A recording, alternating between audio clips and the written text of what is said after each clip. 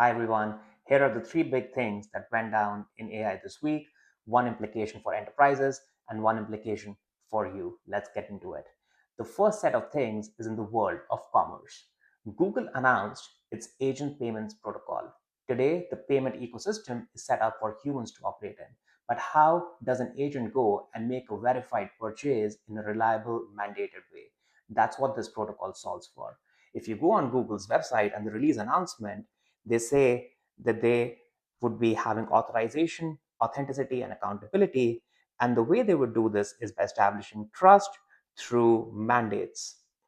And this, according to them, is going to create smarter shopping experiences, much better personalized offers, and coordinated tasks. In a related news, it seems that OpenAI is also getting ready with something related to orders. Users are likely going to be able to check out and track orders natively in ChatGPT itself. Now, this, of course, has big direct implications for e commerce players, but we'll get into broader implications later on. Now, the second set of news is around your browsing experience. We've been hearing about browsers such as Comet from Perplexity, but this is big because now Google is getting into it. Chrome is one of the most widely used browsers out there in the world, and they have natively integrated Gemini into it.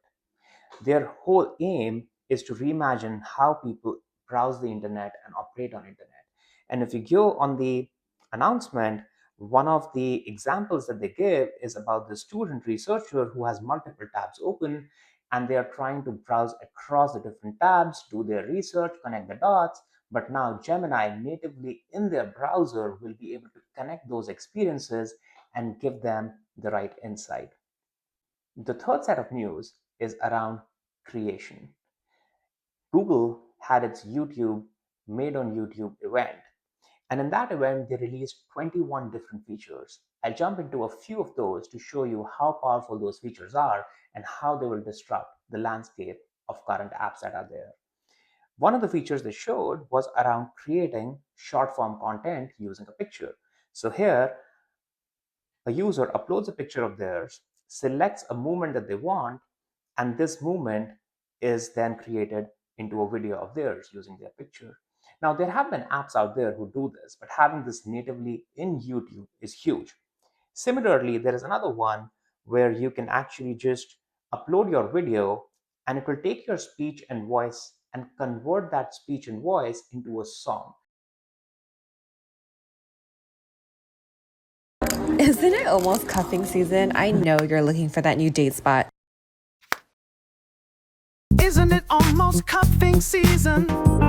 Isn't it almost cuffing season? Isn't it almost cuffing season? I know you look. And you'll realize how powerful this video is because there is a drastic difference in the quality and engagement that the second video will have compared to the first one. In a related news, Luma AI released their video generation model called Ray 3.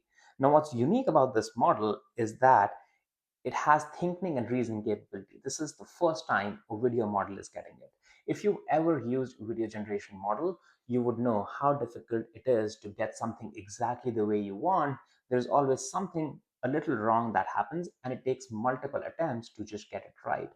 And if you look at some of the videos that they've shown, if you just look at the fidelity of the video, the physics of the video, and the adherence, it is amazing. Now, this again has huge implications on many industries which are around graphic design and video production, but we'll get into that. So, what are the implications of this? For enterprises, the biggest implication is on how they build and maintain relationship with their customers. The mode of operation of the customers on internet is changing. So everyone needs to rethink about how they reach their customer and build one-on-one relationship with their customers so that they are not extremely dependent on algorithms determining that relationship. The second big implication is on SaaS ecosystem. There are so many tools right now which solve for a certain particular problem. There were a lot of video creation, video editing tools, but the way Google has released these native tools on YouTube, it will make so much easier for the creators to work natively within the YouTube platform than use any other tool. What are the implications for you? One implication for you is to think about how you want to have your experience on the internet. On one side, as you work more and more with these algorithms, they learn a lot more about you and then tailor the internet to you. But it's up to you to decide how much of that tailoring do you want. Do you want to be in control of what you see, what is served to you, what you buy, what you consume, or do you want to trust the algorithm to choose the best for you? But that's a personal choice. On the other hand, it creates a huge opportunity as well for you. If you were creative but technically challenged, content creation would not have been something you could ever do. But with these new image and video tools, and now more and more being natively integrated, if you have an idea, bringing that idea to life is easier than ever before. I will leave the links for everything I covered in the description or comment below, and I'll see you soon.